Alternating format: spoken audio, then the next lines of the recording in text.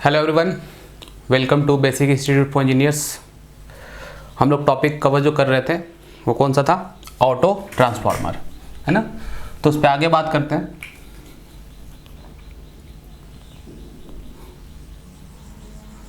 Two winding से auto transformer कैसे बनाती है पूरा डिटेल हम लोग कर चुके हैं।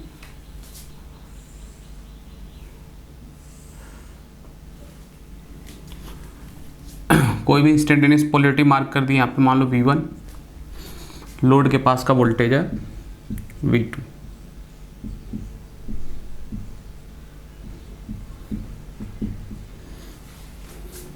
ये होगा यहाँ पास का वोल्टेज कितना है V2, ये क्या है V1, तो ये वोल्टेज कितना होगा V1 minus V2, V1 minus V2। Number of turns उसके अकॉर्डिंग, तो यहाँ पे V1 वोल्टेज है तो यहाँ पे नंबर ऑफ टर्न्स कितना होगा N1। यहाँ पे नंबर ऑफ टर्न्स कितना N2, तो यहाँ पे कितना लिखोगे N1 minus N2, N1 minus N2। ठीक है। करंट की बात करें तो नो लोड करंट को अगर नेग्लेक्ट कर दो, नो लोड करंट को अगर हम नेग्लेक्ट कर दें, नो लोड करंट फ्लो हो रहा होगा फ्लक्स को सेटअप करने के लिए। उसके बाद का हम जानते हैं कि जैसे लोड कनेक्ट करते हैं तो यहाँ पे जैसे ही लोड करंट फ्लो होगा, जैसे यहाँ लोड कनेक्ट करोगे, जैसे यहाँ लोड करंट फ्लो होगा, मान लो I2 है ना, तो फ्लक्स को कांस्टेंट मेंटेन करने के लिए यहाँ से एक्स्ट्रा करंट आएगा, दैट इज I1। फ्लक्स को कांस्टेंट मेंटेन करने के लिए यहाँ से एक्स्ट्रा करंट कौन सा आएगा I1। डायरेक्ट I1 क्यों लिख रहा हूँ? क्योंकि I0 जो नो लोड करंट है उसको क्या कर रहे हैं, नेग्लेक्ट कर रहे हैं। अदरवाइज इसको क्या लिखता मैं I2 डैश, क्या लिखता मैं I2 डैश। फिर से ध्यान से सुनो, नो लोड करंट को यहाँ पे नेग्लेक्ट कर रहे हैं, ठीक है, तो इसलिए यहाँ पे I2 करंट जैसे ही लोड साइड फ्लो होगा तो इसको फ्लक्स को कांस्टेंट मेंटेन करने के लिए प्राइमरी साइड से एक एक्स्ट्रा करंट आएगा, दैट इज I2 डैश। तो यहाँ पे I2 डैश ना लिख के डायरेक्ट क्या लिख रहे हैं I1, क्योंकि I0 हम क्या एज्यूम कर रहे हैं 0, नेग्लेक्ट कर रहे हैं उसको। ठीक है, तो I1 ऐसे आ रहा,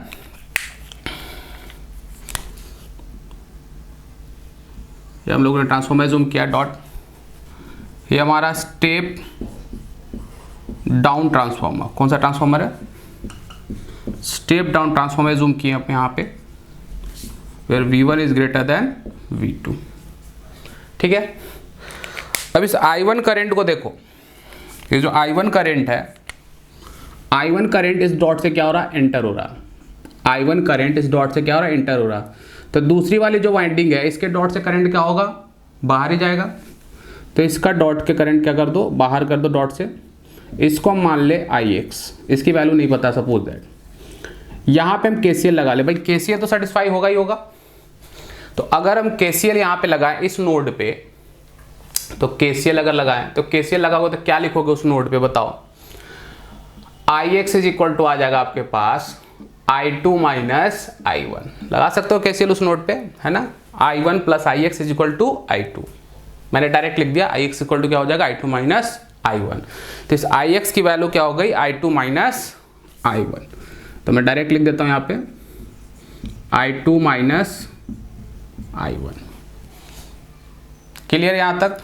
ये हम लोग पढ़ चुके थे कि एक डॉट से करंट अगर इंटर हो रहा तो दूसरे डॉट से करंट क्या होगा, बाहर ही जाएगा। ठीक है, तो एक डॉट से करंट इंटर हो रहा, दूसरे डॉट से करंट बाहर। अब यहां पे अगर हम MF बैलेंस लिखें,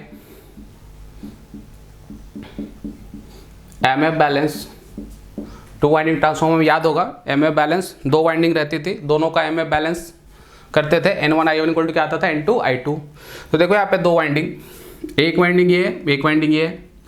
यहाँ पास का नंबर ऑफ टर्न्स देखो N1 minus N2 into current कौन सा I1। यहाँ पे देखो N2 current I2 minus I1, N2 I2 minus I1, multiply करो N1 I1 minus N2 I1 is equal to N2 I2 minus N2 into I1। ये cancel out हो जाएगा, अपने पास क्या बच जाएगा N1 I1 equal to N2 I2, N1 I1 equal to N2 I2। तो यहाँ पे भी क्या लिख सकते हैं I1 upon I2 is equal to N2 upon N1। इसको क्या बोलेंगे K क्या बोलेंगे, ट्रांसफॉर्मेशन रेशियो। और वेर K की वैल्यू क्या लेनी, लेस देन 1। यहाँ भी देखो N2/N1 लिखोगे, ये कौन सा साइड है, लो वोल्टेज साइड, ये कौन सा साइड है, हाई वोल्टेज साइड। तो N2/N1 क्या आएगा, लेस देन 1, है ना। K की वैल्यू हमेशा क्या लेनी है आपको, लेस देन 1। यहाँ तक आई थिंक सारी बातें क्लियर होगी, ठीक है। ऑटो ट्रांसफॉर्मर का मेन पार्ट अब स्टार्ट होगा। एक एक नंबर के जो आपके प्री के क्वेश्चन पूरे बनते हैं, पूरे इसके एडवांटेज रिलेटेड क्वेश्चन होते हैं।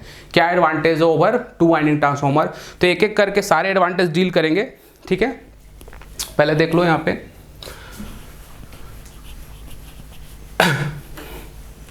बहुत इंपॉर्टेंट पार्ट है ऑटो ट्रांसफॉर्मर, है ना। किसी भी पेपर में बैठोगे तो नंबर ऑफ क्वेश्चंस देखोगे बहुत ज़्यादा होते हैं और हर बार रिपीट होते रहते हैं क्वेश्चन। देखो अगर मैं 2 वाइंडिंग से बनाऊं तो 2 वाइंडिंग कैसा बनेगा, देखो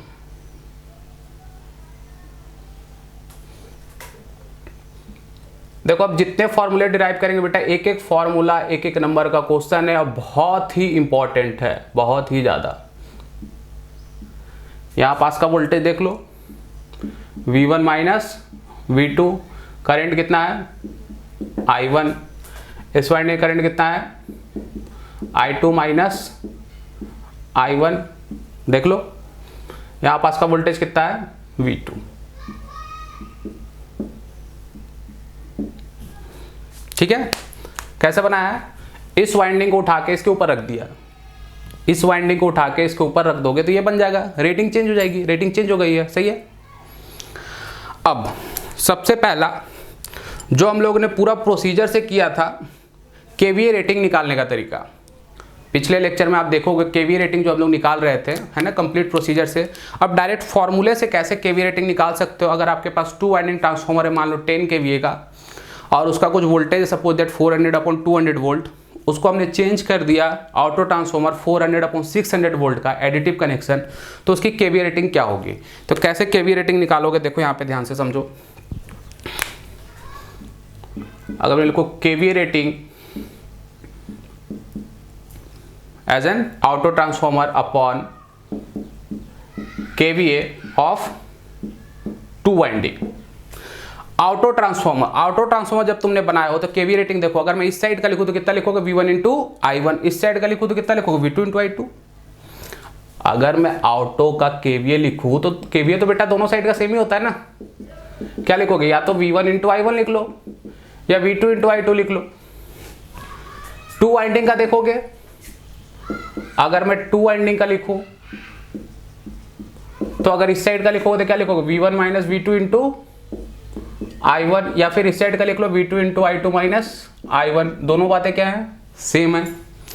तो अगर मैं कंपेयर कर लूँ एक साइड का, तो अगर मान लो इस साइड का देखूँ तो क्या लिखोगे V1 इंटू I1 अपॉन, यहाँ पे देखो इस साइड का क्या लिखोगे 2 वाइंडिंग का V1 minus V2 into I1 cancel out हो गया, V1 को इसके नीचे लिख दो तो आ जाएगा 1 upon V1 minus V2 upon V1, नीचे कर दिया हमने, ये हो जाएगा 1, ये हो जाएगा V2 upon V1, 1 upon 1 minus V2 upon V1, और V2 अपॉन V1 क्या लिखोगे N2 अपॉन N1, तो 1 upon 1 minus N2 upon N1, और N2 अपॉन N1 को क्या लिखोगे, N2 अपॉन N1 को क्या लिखोगे K, तो ये हो जाएगा 1 upon 1 minus K of auto.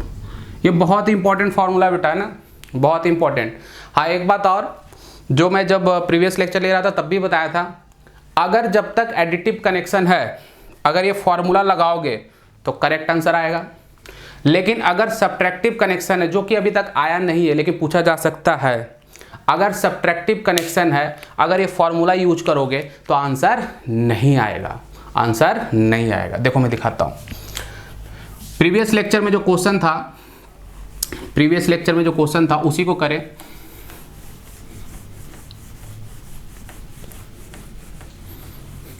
देखो मैं क्वेश्चंस बहुत सारे कराऊंगा अभी आगे, है ना।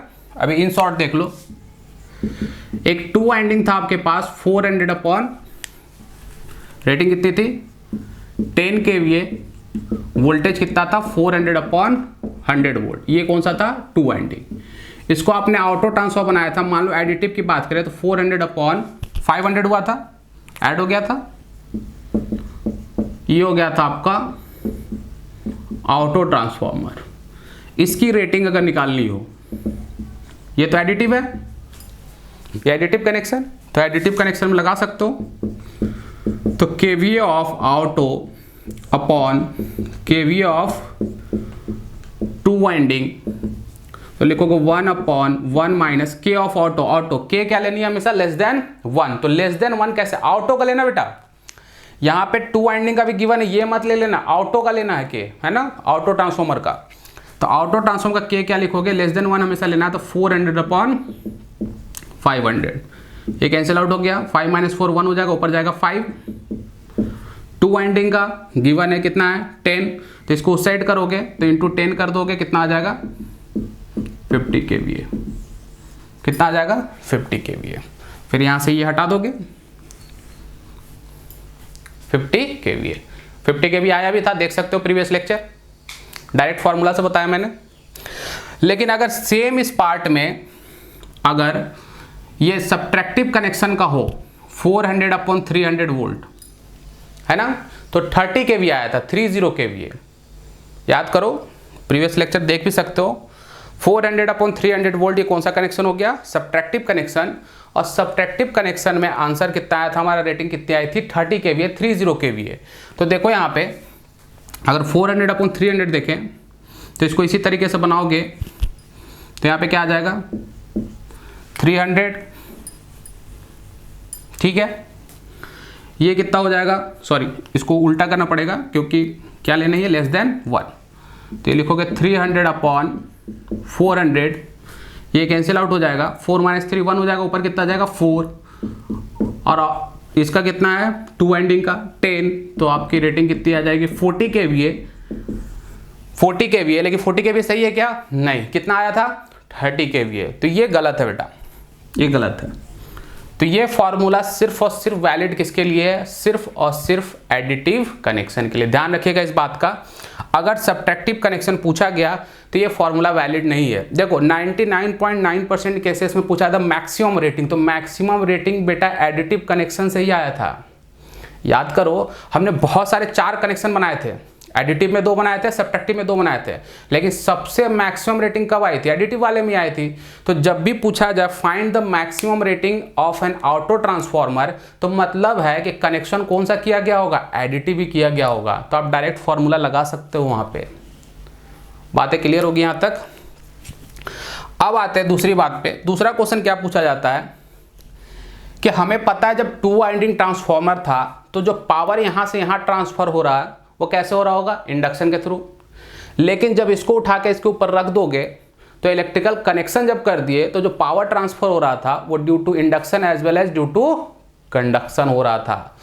तो अगर हमें निकालना हो कि कितना परसेंटेज पावर इंडक्शन के थ्रू हो रहा एंड कितना परसेंटेज पावर कंडक्शन के थ्रू हो रहा, तो देखो जरा यहां पे अगर मैं निकालूं power transferred due to induction, तो जरा याद करो प्रीवियस लेक्चर 10 kVA का ट्रांसफॉर्मर था, जब उसको तुमने ऑटो ट्रांसफॉर्मर बनाया तो 50 kVA का बना। तो मैंने लिखा था कि 10 kVA पावर ट्रांसफर कैसे हो रहा था, इंडक्शन के थ्रू, और बाकी 40 kVA कैसे हो रहा होगा, कंडक्शन के थ्रू। तो इंडक्शन के थ्रू तो पावर उतना ही ट्रांसफर हो रहा होगा जितना पहले टू वाइंडिंग से हो रहा था। तो सेम देखो, इसका मैंने टू वाइंडिंग यहां बना के रखा है, तो यहां से यहां जो पावर जा रहा होगा, ये पावर कैसे जा रहा होगा, इंडक्शन के थ्रू। तो power transfer due to induction कितना लिखोगे, V1 minus V2 into I1। बातें समझ में आ रही होगी। टू वाइंडिंग से तुमने ऑटो बनाया है, तो टू वाइंडिंग से जितना पावर इंडक्शन के थ्रू जा रहा था, ऑटो से भी इंडक्शन के थ्रू उतना ही जाएगा, लेकिन जो पावर इंक्रीमेंट हुआ वो किसके कारण हुआ, ड्यू टू कंडक्शन। ठीक है, तो V1 minus V2 into I1 कैसे पावर जा रहा है, ये इंडक्शन के थ्रू। तो अगर मैं रेशियो निकालूं, परसेंटेज निकालूं एक तरह से, तो इंडक्टिवली ट्रांसफर का मतलब power transfer due to induction upon conductively transfer.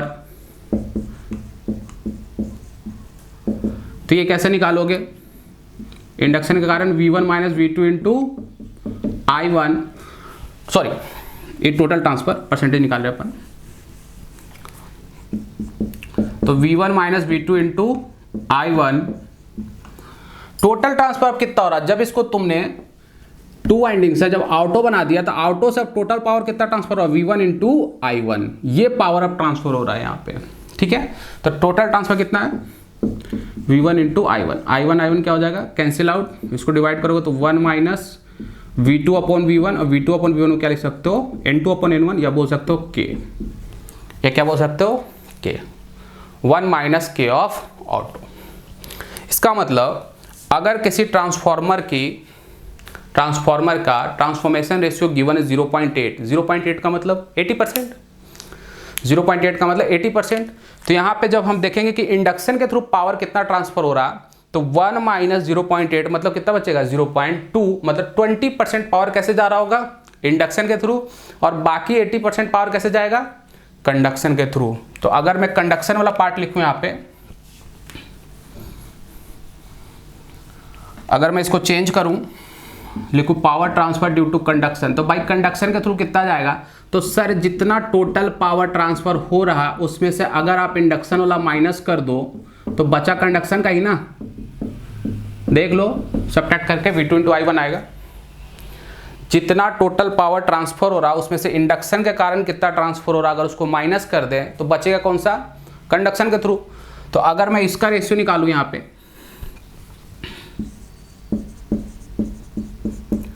Conductively transfer upon total transfer,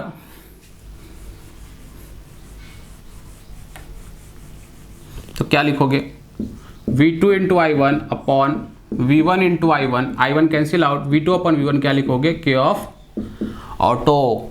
मतलब अगर K की वैल्यू 0.8 है तो कंडक्शन के थ्रू पावर कितना ट्रांसफर हो रहा होगा, 80%। भाई टोटल पावर का कितना परसेंटेज पावर कंडक्शन के थ्रू जा रहा होगा, तो अगर 0.8 है तो टोटल ट्रांसफर उधर रखोगे तो क्या लिखोगे, 0.8 इंटू टोटल ट्रांसफर, यानी टोटल ट्रांसफर का कितना पार्ट, 80%, बाकी 20% कैसे जा रहा, इंडक्शन के थ्रू। इस पार्ट से भी क्वेश्चन कराऊंगा, है ना। तो अभी यहाँ पे क्वेश्चन नहीं लिख रहा हूँ, क्वेश्चन वाला सेशन में अलग से लूंगा, ठीक है। तो दोनों पार्ट याद रखना आप, कंडक्शन के थ्रू फिर इंडक्शन के थ्रू, है ना। दोनों से कितना पावर ट्रांसफर हो रहा ये निकालने वाला मैं क्वेश्चन कराऊंगा।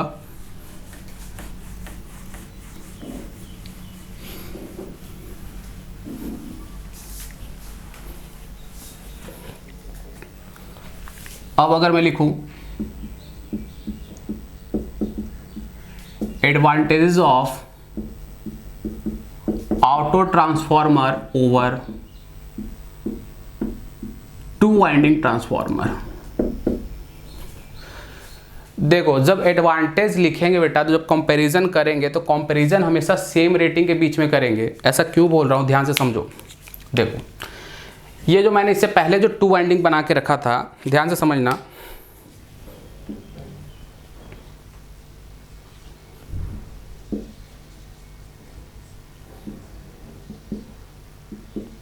यहाँ पे वोल्टेज कितना था, V2, यहाँ पे कितना था, V1 माइनस V2, करंट कितना था, I1, यहाँ पे करंट कितना था, I2 माइनस I1। ठीक है, यहाँ तक बातें क्लियर है। अब समझो यहाँ पे क्या बोल रहा हूँ मैं। देखो यहाँ पर वाइंडिंग के पास का वोल्टेज और वाइंडिंग का करंट देखो, तो यहाँ पर का वाइंडिंग का वोल्टेज कितना, V1 माइनस V2, यहाँ पे करंट कितना जा रहा है वाइंडिंग में, I1। यहाँ पर देखो वाइंडिंग के पास का वोल्टेज कितना, V2, करंट कितना जा रहा है, I2 माइनस I1।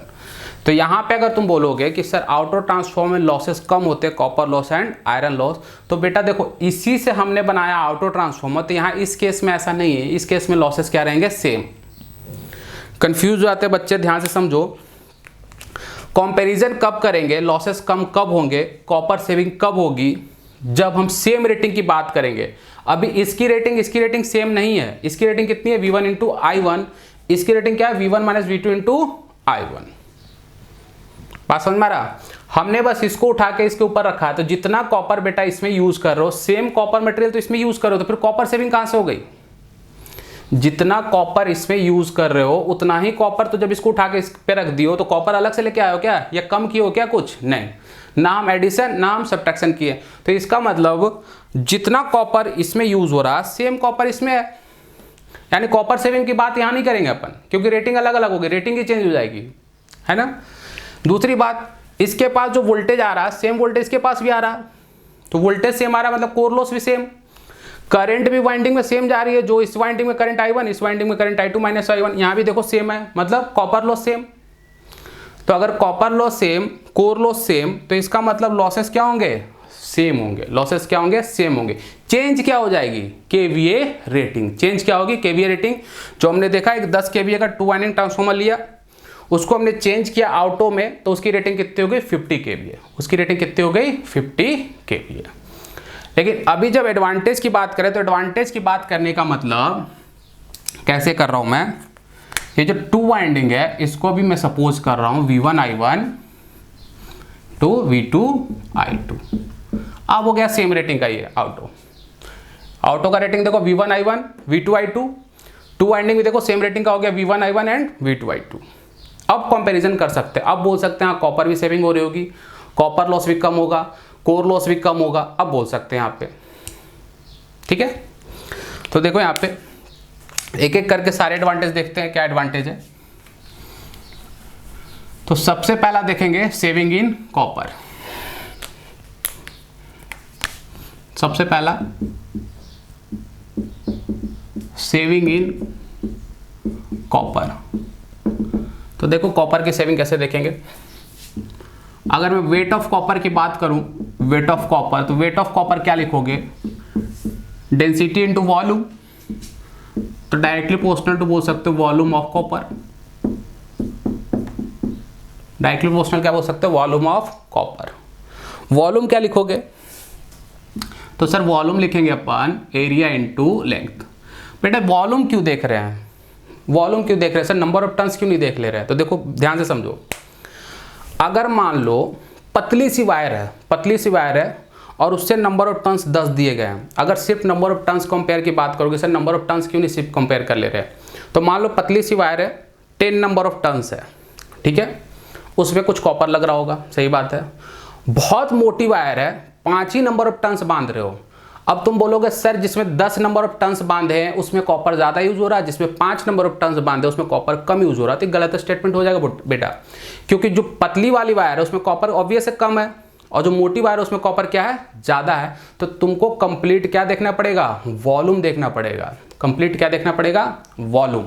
तो वॉल्यूम कैसे देख रहे हैं, एरिया इंटू लेंथ। और मैंने बताया area of cross section of conductor कैसे डिसाइड होता है, करंट रेटिंग से। कैसे डिसाइड होता है, करंट रेटिंग। लेंथ कैसे देखोगे, नंबर ऑफ टर्न्स। लेंथ कैसे देखोगे, नंबर ऑफ टर्न्स। तो कंप्लीट हम देखेंगे क्या यहाँ पे, n इंटू आई। n इंटू आई क्या है, MMF है। n इंटू आई क्या है, MMF है। मतलब अगर हम MMF को कंपेयर कर ले कि टोटल MMF 2 वाइंडिंग में कितना प्रोड्यूस हो रहा है और टोटल MMF ऑटो ट्रांसफॉर्मर में कितना प्रोड्यूस हो रहा है, तो उस हिसाब से हम कॉपर को क्या कर सकते हैं, कंपेयर कर सकते हैं। कॉपर को क्या कर सकते हैं, कंपेयर कर सकते हैं। तो अगर मैं लिखूं यहाँ पे copper of auto upon copper of 2 winding, तो यहाँ पे टोटल MMF देखो कितना होगा बेटा, यहाँ पे नंबर ऑफ टर्न्स कितना, N1 minus N2 into current कितना I1 प्लस यहाँ का MMF देखो N2 into I2 minus I1। बातें समझ में आ रही है कि टोटल MMF को क्यों कंपेयर कर रहे हैं, क्योंकि हमें क्या कंपेयर कर रहे हैं, एक तरह से वॉल्यूम ऑफ कॉपर। अब सेम अगर रेटिंग का 2 वाइंडिंग हमने जो बनाया था ये ऐसा, यहाँ पे वोल्टेज कितना V1, यहाँ पे वोल्टेज कितना V2, तो यहाँ नंबर ऑफ टर्न्स कितना N1, यहाँ कितना N2, यहाँ करंट कितना I1, यहाँ करंट कितना I2, यही था। तो 2 वाइंडिंग क्या लिखोगे, N1 I1 plus N2 I2, multiply कर लो तो लिखोगे N1 I1 minus N2 I1 plus N2 I2 minus N2 I1 upon N1 I1 plus N2 I2। N1 I1 equal to क्या था, N2 I2। N1 I1 equal to क्या था, N2 into I2। तो देखो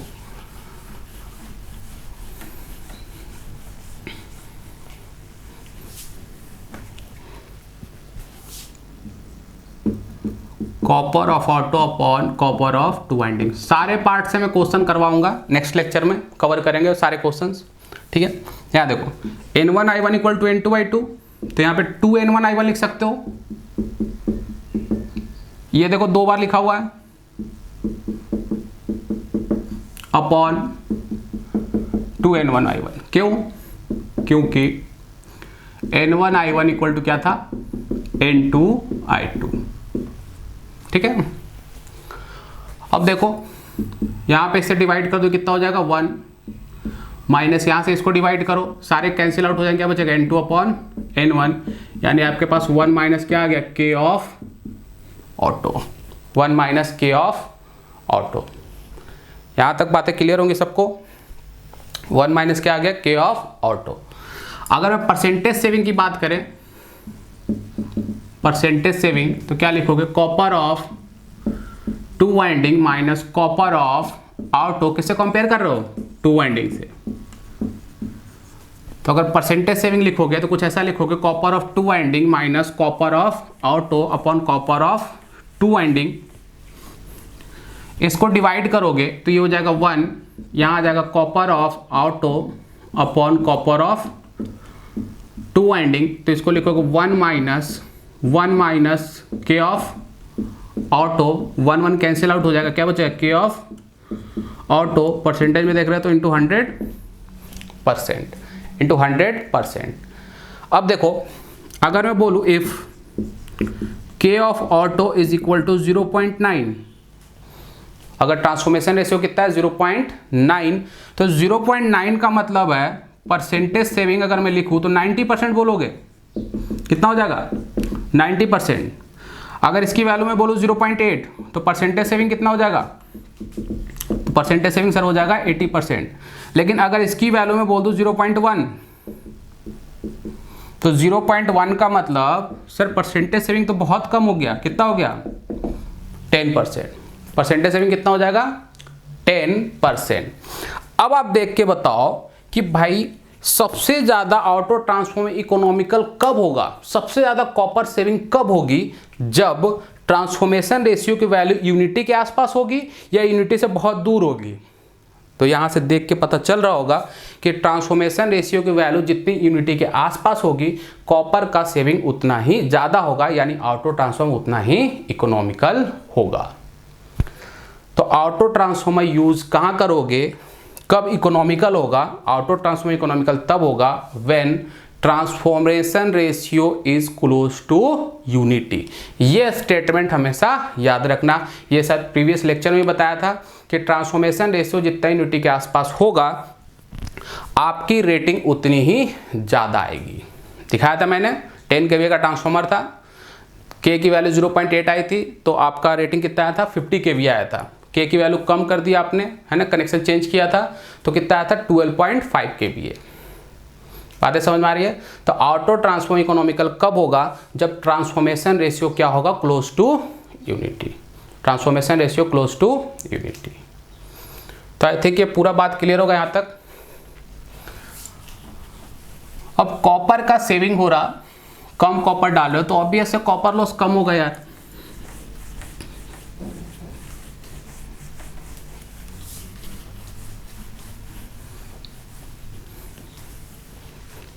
अगर कम कॉपर डाल रहे हो क्या लिखोगे, as amount of conducting material, conducting material मतलब copper, is reduced therefore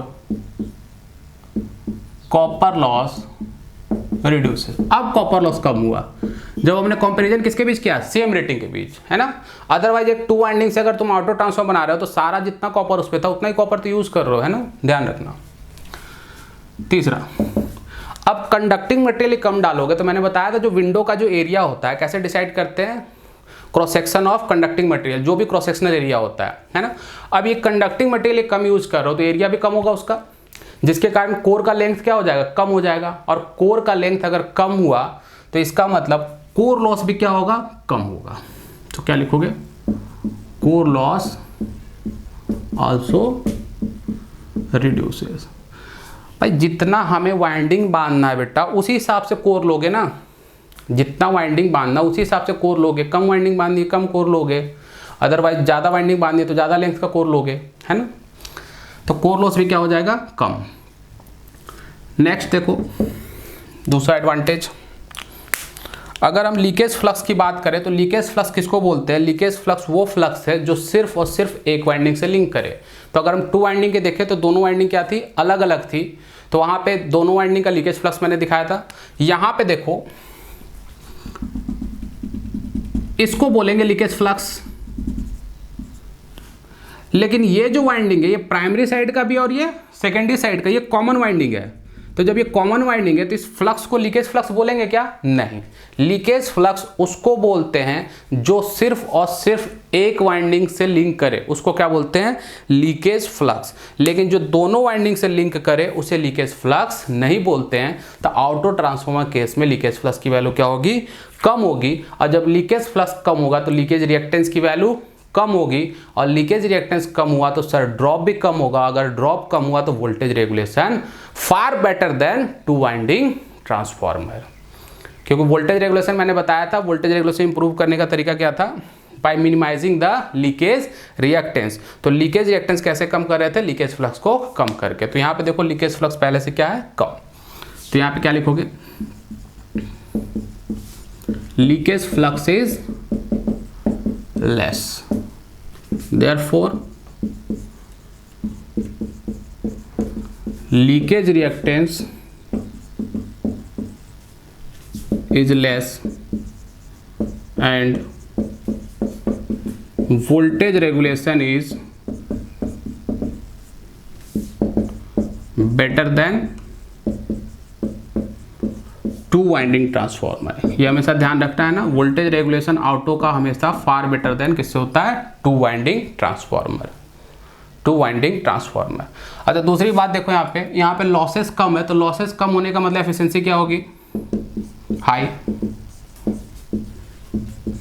efficiency क्या होगी, हाई।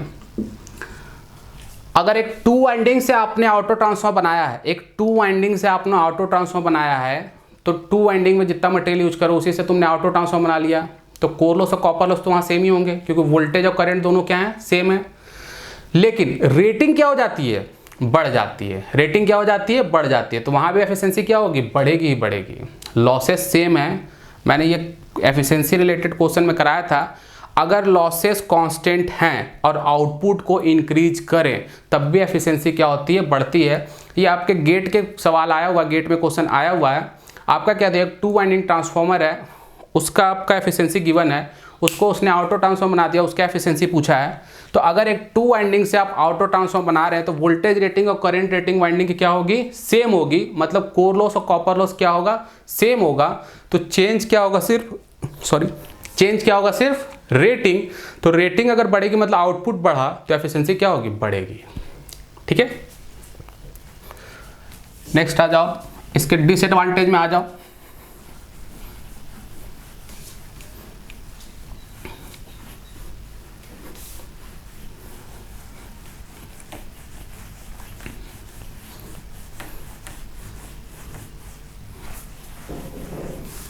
आई थिंक ऑटो ट्रांसफार्मर का एक एक पार्ट क्लियर होगा, है ना। बहुत ही इंपॉर्टेंट है, बहुत सारे सवाल बनते हैं रेटिंग रिलेटेड, कॉपर के सेविंग से रिलेटेड। फिर बनता है कि इंडक्शन के थ्रू कितना पावर, कंडक्शन के थ्रू कितना पावर, है ना। कनेक्शन रिलेटेड, कब कैसा कनेक्शन करोगे तो एडिटिव होगा, कब कैसा कनेक्शन करोगे तो सब्ट्रैक्टिव, है ना। डिसएडवांटेज देखो जरा,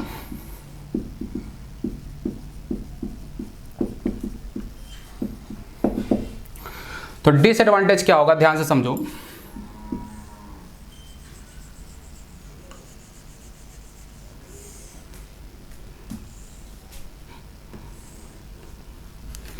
देखो मान लो यहाँ पे सपोज दैट 2400 वोल्ट है और यहाँ पे मान ले सपोज दैट 240 वोल्ट, सपोज कर रहे हैं, ठीक है। अब यहाँ पे बेटा इलेक्ट्रिकल आइसोलेशन तो है नहीं, इलेक्ट्रिकली कनेक्टेड है। अगर मान लो ये लोड एंड है, स्टेप डाउन ट्रांसफार्मर है, ये लोड यहाँ पे लगा हुआ है, लोड के पास का वोल्टेज कितना है 240। अब यहाँ गलती से अगर ये जो कॉमन वाइंडिंग है, अगर यहाँ पे ये ओपन सर्किट हो गया, गलती से कॉमन वाइंडिंग ओपन सर्किट हो गया तो ये पूरा का पूरा वोल्टेज कहाँ पे आ जाएगा, यहाँ पे आने का मतलब पूरा का पूरा वोल्टेज कहाँ अपेयर हो जाएगा, लोड के पास। और लोड के पास इतना हाई वोल्टेज अपेयर हो गया तो लोड को क्या कर सकता है, डैमेज कर सकता है। अगर हम टू वाइंडिंग ट्रांसफार्मर की बात करें तो एक साइड आपका मान लो कुछ भी वोल्टेज है 33 के या 2500 वोल्ट है, दूसरे साइड 250 वोल्ट है। अगर मान लो ओपन हो जाता है प्राइमरी साइड या सेकेंडरी साइड तो आपका प्राइमरी साइड का वोल्टेज सेकेंडरी साइड तो नहीं अपेयर हो जाएगा ना, नहीं हो सकता है ना, क्योंकि इलेक्ट्रिकली क्या है, आइसोलेटेड है। लेकिन ये वाइंडिंग इलेक्ट्रिकली आइसोलेटेड है क्या, नहीं, इलेक्ट्रिकली कनेक्टेड है। तो सबसे बड़ा एकमात्र डिसएडवांटेज क्या है इसका, ये क्या हो गया, जैसी कॉमन वाइंडिंग अगर आपका ओपन सर्किट हुआ तो ये पूरा हाई वोल्टेज कहाँ अपेयर हो जाएगा, आपके पास लोड के पास। और अगर ये लोड के पास अपेयर हो गया तो क्या कर सकता है, डैमेज कर सकता है। इससे एक नंबर का सवाल भी बन सकता है। कैसा सवाल बनेगा, देखो मान लो लिख दिया कि 400/100 वोल्ट का एक ऑटो ट्रांसफार्मर है, 400/100 वोल्ट का एक ऑटो ट्रांसफार्मर है, ये 100 वोल्ट है मान लो, यहाँ पे 400 वोल्ट है। उसने बोला कि कॉमन वाइंडिंग है वो ब्रेक हो गई, टूट गई। ये एक नंबर का सवाल है आपका प्री का। कॉमन वाइंडिंग ब्रेक हो गई तो लोड के साइड वोल्टेज कितना होगा, 100, 200, 300, 400। तो ये पूरा का पूरा 400 कहाँ अपेयर हो जाएगा, लोड के साइड। कहाँ अपेयर हो जाएगा, लोड के साइड। ठीक है, तो ये सबसे बड़ा डिसएडवांटेज है आपका ऑटो ट्रांसफार्मर का।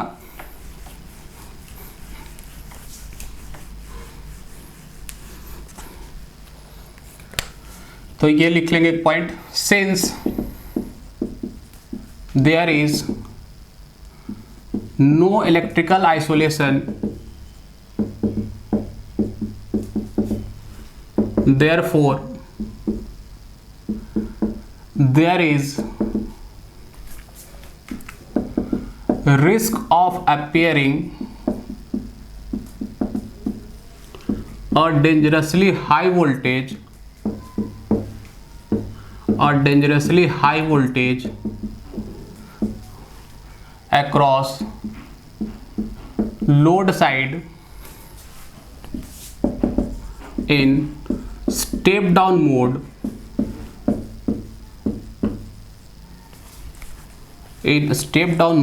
when common winding gets open circuited. ये बहुत इंपॉर्टेंट पॉइंट है बेटा, मैं लिखा के इसलिए हूँ क्योंकि मैंने बताया एक नंबर का प्री का सवाल भी है, मैंने सवाल भी कराया है कैसा बना सकता है सवाल, है ना। दूसरा डिसएडवांटेज क्या है, जो शॉर्ट सर्किट करंट होता है ये इनवर्सली प्रोपोर्शनल टू क्या होता है, पर यूनिट इंपीडेंस लिख लो, इंपीडेंस ही लिख लो, इंपीडेंस, है ना। तो रिएक्टेंस की वैल्यू हमने दिखाया, लीकेज फ्लक्स की वैल्यू कम, लीकेज रिएक्टेंस की वैल्यू कम, तो इंपीडेंस की वैल्यू क्या होती है इसमें, कम होती है। तो इंपीडेंस की वैल्यू कम होगी तो इसका शॉर्ट सर्किट करंट क्या होगा, हाई होगा। इंपीडेंस की वैल्यू यहाँ पे कम।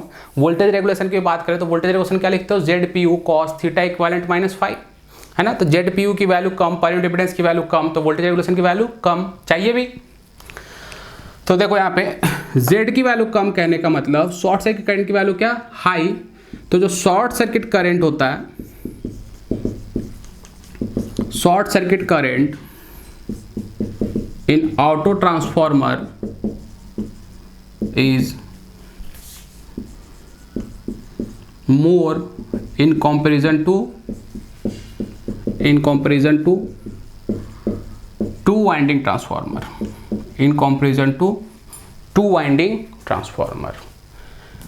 ये आपके सारे इंपॉर्टेंट पॉइंट मैंने लिख दिए हैं, है ना, एक एक करके सारा पार्ट। लास्ट इसका पार्ट है एप्लीकेशन। इसका एप्लीकेशन क्या कहाँ है तो वो भी मैं लिख देता हूँ। तो अगर इसके एप्लीकेशन की बात करें अपन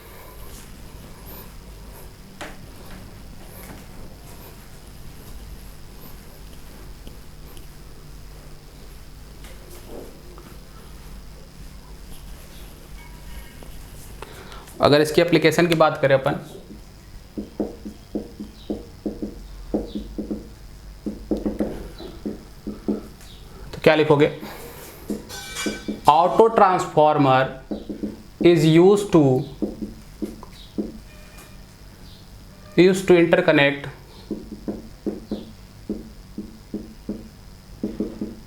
two power system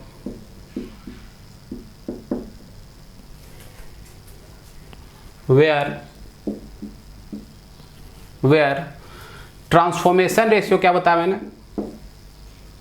where transformation ratio is close to unity. Transformation ratio क्या होगी, close to unity. Transformation ratio close to unity, वहीं पे दो पावर सिस्टम को इंटरकनेक्ट करते हैं, मतलब दो डिफरेंट वोल्टेज लेवल को, एक तरह से दो डिफरेंट वोल्टेज लेवल को क्या करते हैं, इंटरकनेक्ट कर सकते हैं।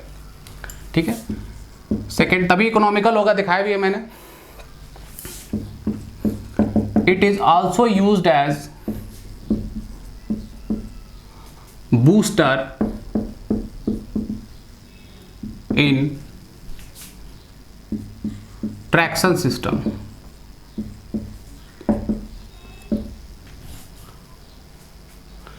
बूस्टर एज ए बूस्टर भी यूज करते हैं लाइन ड्रॉप कंपनसेशन के लिए, एज ए बूस्टर भी यूज होता है। अगर आप ट्रेन वेन से चलते हैं तो हर रेगुलर इंटरवल पे आपको जो ट्रांसफार्मर दिखता है, कौन सा ट्रांसफार्मर होता है, ऑटो ट्रांसफार्मर। जो भी ड्रॉप होता है उस ड्रॉप को क्या करता है, कंपनसेट करके सेम वोल्टेज लेवल मेंटेन करने के लिए यूज करते हैं। तो it is also used as booster in traction system. Third अगर देखोगे तो it is also used in starting of induction motor. भाई induction motor, single phase induction motor मत समझ लेना बेटा, थ्री फेज इंडक्शन मोटर में जो स्टार्टर पड़ते हैं, थ्री फेज इंडक्शन मोटर में जो स्टार्टर पड़ते हैं उसमें एक स्टार्टर होता है ऑटो ट्रांसफॉर्मर स्टार्टर, है ना। रिड्यूस्ड वोल्टेज स्टार्टिंग में एक मेथड होता है ऑटो ट्रांसफॉर्मर स्टार्टर, जब इंडक्शन मशीन पढ़ाऊंगा इंडक्शन मोटर वहाँ बताऊंगा, है ना। सिंगल फेज इंडक्शन मोटर को स्टार्ट करने के लिए नहीं, थ्री फेज इंडक्शन मोटर में स्टार्टिंग करंट कम करने के लिए यूज़ करते हैं ऑटो ट्रांसफॉर्मर का, है ना। फोर्थ, लेबोरेटरीज में यूज़ होता है, डोमेस्टिक पर्पज़ के लिए भी यूज्ड इन लेबोरेटरीज। ठीक है, ये आपके सारे उसके एप्लीकेशंस है अलग अलग जगह के। हाँ, लेकिन ये बात हमेशा याद रखना, टू डिफरेंट पावर सिस्टम को इंटरकनेक्ट करने के लिए वहीं यूज़ करेंगे जहाँ पे ट्रांसफॉर्मेशन रेशियो क्या हो, close to unity. Transformation ratio क्या हो, close to unity. I think auto transformer का एक एक पार्ट क्लियर होगा, एडवांटेज के क्या क्या थे, फिर उसकी रेटिंग कैसे चेंज हो रही थी, है ना। एडवांटेज जो देखा हमने, हमेशा सेम रेटिंग को कंपेयर किया, है ना। सेम रेटिंग को कंपेयर इसलिए किया कि अगर एक टू वाइंडिंग से अगर आप ऑटो ट्रांसफॉर्मर बनाओगे बेटा, तो ना ही वहाँ पे कॉपर लॉस चेंज होगा, ना ही वहाँ पे कोर लॉस चेंज होगा, दोनों लॉसेस क्या रहेंगे, सेम रहेंगे, क्योंकि वोल्टेज रेटिंग और करंट रेटिंग वाइंडिंग के पास क्या रहेगी, सेम रहेगी, है ना। लेकिन अगर सेम रेटिंग का कंपैरिजन करें तब देखते हैं कि हम लोग कॉपर का सेविंग होता है। कॉपर का सेविंग मतलब कहने का मतलब कंडक्टिंग मटेरियल कम लग रहा है, कंडक्टिंग मटेरियल कम कहने का मतलब कॉपर लॉस की वैल्यू कम। और अगर कंडक्टिंग मटेरियल ही कम बांधना है तो कोर का लेंथ भी क्या होगा, कम होगा, जिसके कारण कोर लॉस भी क्या होगा, कम होगा। ठीक है, लीकेज फ्लक्स बताया, लीकेज फ्लक्स भी कम, जिसके कारण voltage regulation is better than two winding transformer. ठीक है, डिसएडवांटेज में सबसे बड़ा डिसएडवांटेज, उसका एकमात्र डिसएडवांटेज है, वो क्या है, अगर कॉमन वाइंडिंग ब्रेक हो गई, टूट गई, है ना, ओपन सर्किट हो गया, तो स्टेप डाउन मोड में जो हाई वोल्टेज जो प्राइमरी साइड का वो कहाँ पेयर हो जाएगा, लोड के साइड, जो क्या कर सकता है, डैमेज कर सकता है। ठीक है, बाकी एक एक फार्मूला जो मैंने डिराइव किया सारा याद रखिएगा। कुछ फार्मूला, एक आध जो फार्मूला जो वोल्टेज रेगुलेशन रिलेटेड है, जब मैं सवाल कराऊंगा वहाँ पे लिखूंगा वो पार्ट। ठीक है, यहाँ पे भी काम नहीं है आपका, मैं वहाँ पे वो पार्ट लिखाऊंगा। ठीक है, वीडियो पसंद आए बेटा तो ज़रूर लास्ट में वीडियो को लाइक करके जाया करो, और जिसने चैनल सब्सक्राइब नहीं किया वो चैनल को सब्सक्राइब कर दो। Thank you.